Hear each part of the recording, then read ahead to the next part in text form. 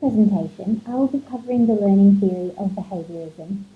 This presentation will, more specifically, look at behaviourism as a learning theory applied in a classroom setting.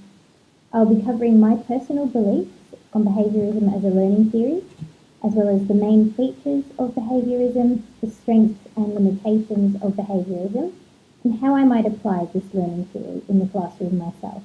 I believe that ideally all students should be taught by a teacher that uses insights to apply individual learning styles based upon what the individual student is most responsive to.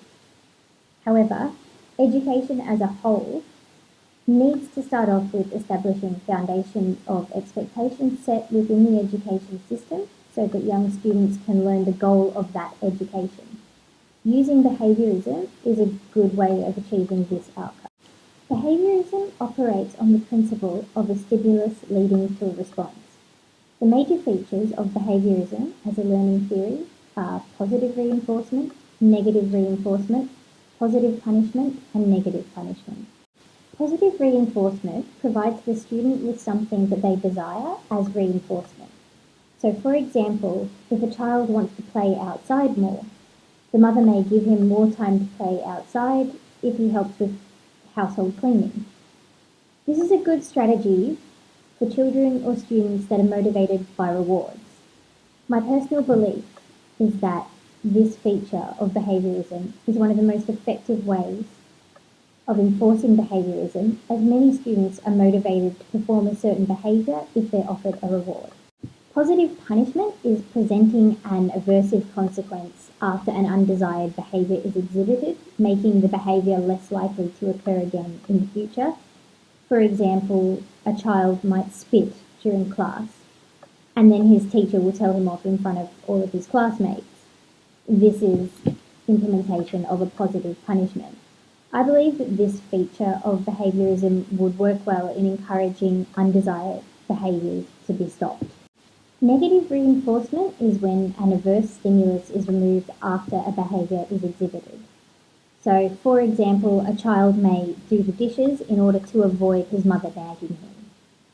Negative reinforcement is taking something negative away in order to increase a response.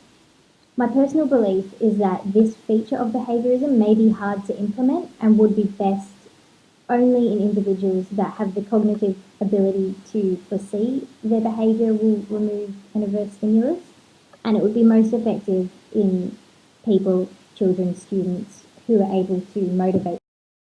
Punishment is when a reinforcing stimulus is removed after the undesired behaviour is exhibited. For example, a child hits a classmate and the negative punishment would be that their favourite activity is then taken away from them. When looking at the strengths and limitations of behaviourism as a learning theory, it's important to note that it is most successful when a correct or desired response is easily defined and it focuses on objectively observable and quantifiable occurrences.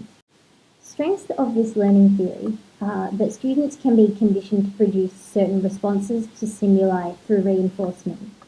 Over time, this causes learning to occur, resulting in changed or new behaviours. Specific learnings can be achieved through the application of positive and negative reinforcement, as well as positive and negative punishment for undesired behaviours.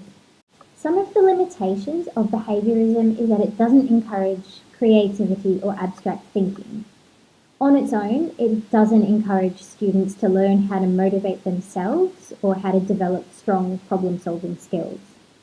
Additionally, it can only really be used when a particular desired or correct outcome can be defined, not in more abstract situations.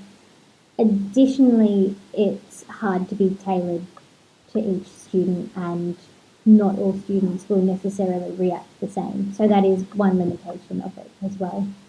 In applying this theory in a classroom, my personal belief is that positive reinforcement is the best, most effective feature to use when attempting to teach a new behaviour or create a desired outcome.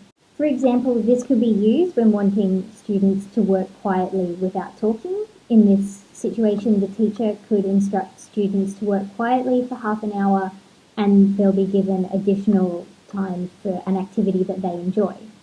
I believe that this strategy is useful for creating new learning and new behaviour.